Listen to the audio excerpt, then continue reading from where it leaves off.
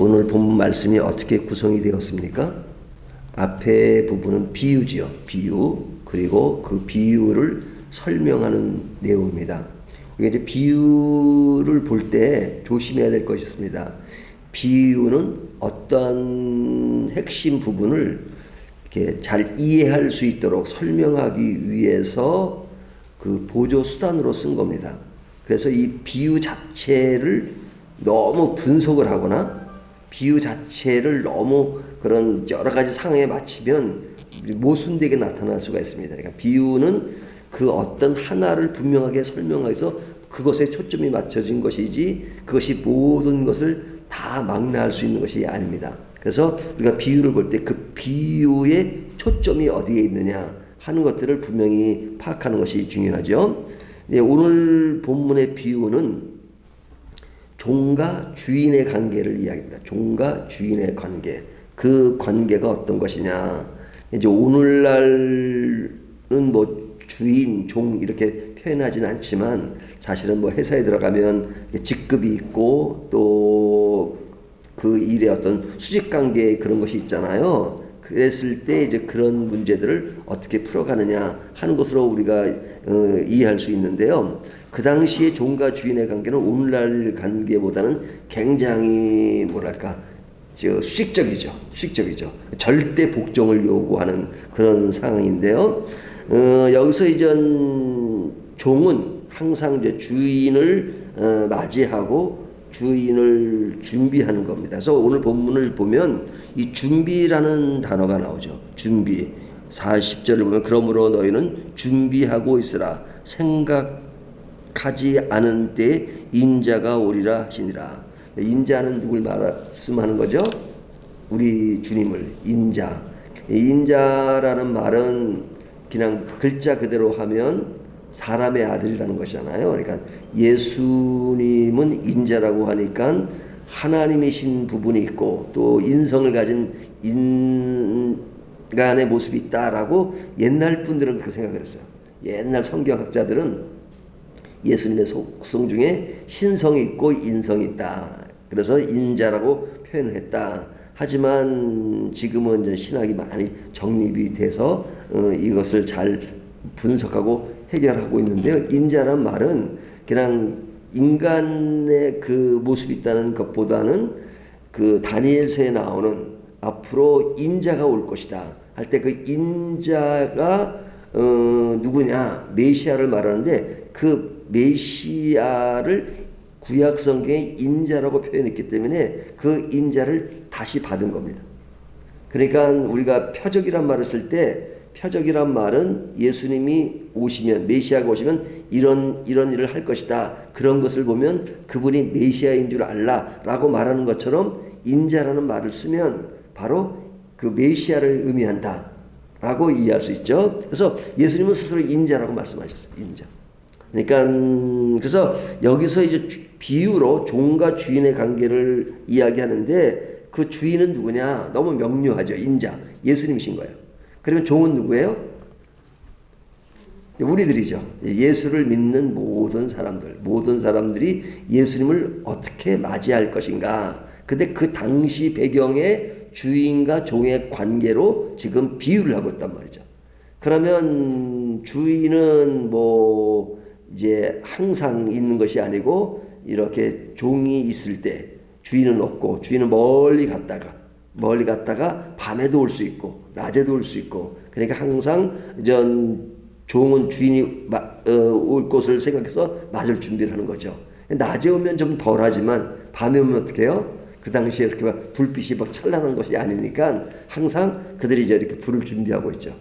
옛날 우리 어릴 때 이제 뭐 저는 서울에 사는 그거를 경험하지 못했는데 옛날 저 시골에 계신 분들은 그 뭐 호랑 그랬잖아요.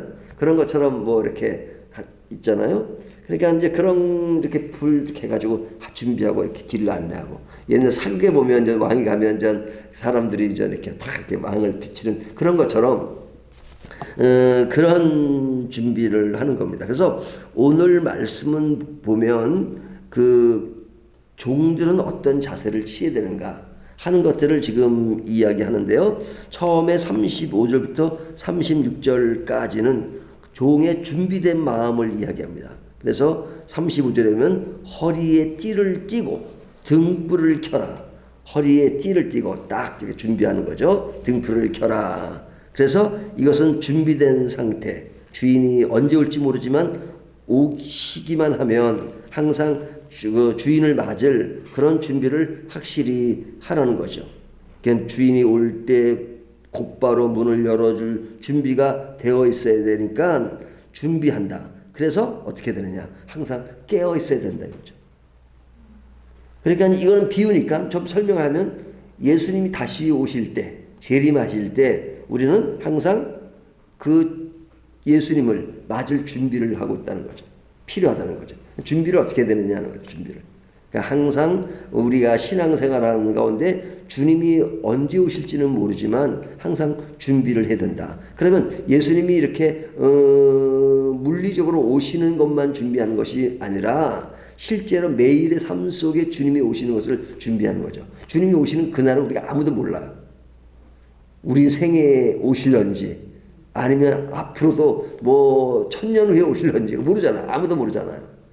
하지만 주님이 언제든지 내 마음에 오시는 것을 준비하고 주님을 예비하고 주님을 맞으려고 하는 그런 자세. 그것이 신앙의 굉장히 중요한 측면이잖아요. 우리가 예수를 믿는다는 건 다른 게 아닙니다. 내 마음속에 주님을 늘 영접하고 주님을 기다리고 주님을 바라보고 주님이 오시면 물리적으로 오시는 건 아니지만 하시면 늘 이렇게 준비하는 자세. 그러기 위해서는 37절부터 38절까지가 강조하는 것이 뭐냐면 깨어 있으라. 그 깨어 있는 자에게 복이 있을 것이다. 이렇게 말씀하시죠. 37절 주인이 와서 깨어 있는 것을 보면 그 종들은 복이 있으리로다. 내가 진실로 너에게 이르노니 주인이 띠를 띠고 그 종들을 자리에 앉히고 나와 수종들리라. 그러니까 주인을 늘 맞이하는 자에겐 복이 있다. 그렇게 이야기하죠. 그래서 늘 깨어있는 것, 깨어있으려면 준비하고 있어야 되고 깨어있을 때 하나님의 은혜가 더 클 것이다 하는 것을 이야기합니다. 그러면서 그 깨어있는 것은 뭐냐? 비유를 하나 들죠. 도둑의 비유를 줘. 도둑. 그러니까 도둑이 오늘 밤 몇 시에 온다 그러면 도둑 맞을 일이 없죠. 예? 만약에 몇 시에 온다 그러면 그때는 나 혼자 있으면 안 되니까 사람들 한 10명, 20명 동원해가지고 딱 이렇게 경계를 하고 있으면 도둑이 와서 들어올 수가 없잖아요. 근데 도둑이 언제 와요? 요즘은 도둑이 옛날보다 많지 않지만 거의 없지만 그냥 아무도 모르는 사이에 오잖아요. 그러니까 옛날에 제가 기억나는 것 중에 하나는 이렇게 집 앞에다가 이렇게 광고지 같은 걸 붙여놓습니다. 붙여놔요. 근데 그 광고지를 붙여놨는데 어떤 집은 바로 뛰잖아요. 바로 뛴다는 건 뭐예요? 사람이 있다는 거잖아요. 근데 며칠을 두고 뛰지 않아요. 그럼 도둑이 알죠. 아, 여기 사람이 없구나. 그리고 그 집을 턴다는 거예요. 예? 그러니까 도둑이 털 때 준비 작업을 철저히 해요. 다 이렇게 편지함에도 뭘 넣어놓고 또 대문에도 이렇게 뭐 붙여놓고 찌지도 않고 편지함에도 뭐 가져가잖아. 아, 이 집은 비어있구나. 그리고 이제 그 집을 턴다는 거예요. 요즘은 집 터는 일이 뭐 이렇게 흔하게 듣는 소리는 아닌데요. 근데 이 도둑이 그냥 아무도 모르게 오는 것처럼 인자도 생각지도 않은 그때에 오리라 이렇게 말씀하셨어요. 그러니까 주님이 언제 오실지 모르는 거죠. 그러니까 항상 준비하라. 항상 깨어서 준비하라. 그러면서 41절부터 44절까지는 제가 다 읽지는 않습니다. 이제 베드로가 이야기하는 거죠. 이 비유가 누구에게 해당되는 것이냐. 그러니까 이 비유는 충성된 자에게 필요한 것이다. 충성된 자. 그러니까 이렇게 충성된 종은 뭐예요? 깨어있고 준비하고 그리고 항상 준비하는 그 상태를 신실하게 행하는 것, 그것이 중요하니까 주님이 오실 그때를 위해서 늘 삶 속에서 충실하게 주인을 기다리는 자세, 그가 주님이 오실 때 보상을 받을 것이다 이렇게 이야기하십니다. 그러면서 마지막 부분은 뭐예요? 불충한 종에 대해서 경고를 하죠. 그 사람들은 어떻게 되느냐? 근데 주인이 왔는데 종이 잠을 자고 있거나 그럼 어떻게 돼요? 우리가 기름을 예비하는 그 10처녀의 비유가 있잖아요. 5처녀는 딱 준비하고 있는데 5처녀는 준비를 하지 않은 것. 그 예가 있듯이 여기도 보면 그렇게 주인을 준비하지 않는 사람에게 심판이 있을 것이다. 그러니까 우리가 은혜로 구원 얻었고 또 은혜 아래서 있지만 항상 그 은혜 아래 있기 때문에 그 은혜 아래서 우리가 그분을 주인으로 모시고 우리가 종의 역할을 감당하고 그래서 늘 준비하는 것이 중요한데 그렇지 못하면 안 된다 하는 것을 이야기하죠. 자, 그렇다면 이 비유를 통해서 우리에게 주는 메시지가 뭐냐? 항상 깨어있고 준비하라는 것이죠. 근데 이 깨어있고 준비하라는 것은 종말의 때를 염두에 두고 있다 그러면 이것이 우리의 신앙적인 교리뿐 아니라 우리들에게 가장 중요한 그런 의식입니다. 신앙적 의식입니다. 신앙적 의식. 신앙적 의식이 어떻게 적용하느냐? 예를 들면 이러겁니다. 오늘 새벽 기도를 우리 모였지? 오늘이 며칠이죠? 3월 18일이죠. 3월 18일 날 새벽 기도에 우리가 모였습니다. 그러면 내일 새벽 기도는 며칠이에요? 3월 19일이죠. 그러니까 내일 또 모일 수 있으니까 우리는 내일 만날 수 있다는 것 때문에 오늘이 마지막이라고 생각하지 않습니다. 내일 또 볼 수 있다 이렇게 생각하잖아요. 하지만 기독교적인 사상은 뭐냐? 오늘이 마지막으로 생각하는 겁니다. 내일은 있을 수 있어요. 당연히 있을 가능성이 거의 있죠.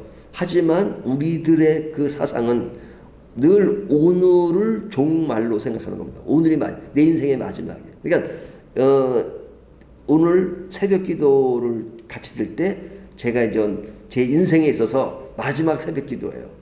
그러면 새벽 기도를 어떤 자세로 드리겠습니까? 이렇게 이제 우리 사모님 또 집사님, 권사님 이렇게 보면 야, 내 인생의 오늘이 마지막이야. 그러면 오늘이 마지막이기 때문에 오늘을 정말 중요하게 생각하겠죠. 내 인생의 마지막 새벽 기도인데 마지막 새벽 기도를 그냥 시원치 않게 대충 하지 않고 내 인생의 마지막 새벽 기도예요. 엄청 중요하고 그렇게 생각을 해요. 근데 하룻밤을 자고 나니까 또 새벽 기도가 왔어. 그건 뭐예요? 하나님의 은혜로 또 새로운 날을 주신 거죠. 그러니까 이런 말씀은 뭐냐면 종이 주인을 맞이한다는 그 자세는 어떤 그 사람과 사람의 관계로 이렇게 이해되지만 사실은 우리의 삶의 신앙적인 가장 중요한 요소가 오늘이 마지막이라고 생각하는 겁니다. 그러니까 뭐 지금 예배를 새벽 기도를 비유로 들었지만 새벽 기도뿐 아니라 모든 일에 있어서 직장을 나가시는 분이 직장을 나갈 때 오늘은 내 인생의 마지막 직장이다. 그러면 그 대하는 모든 태도가 달라지죠.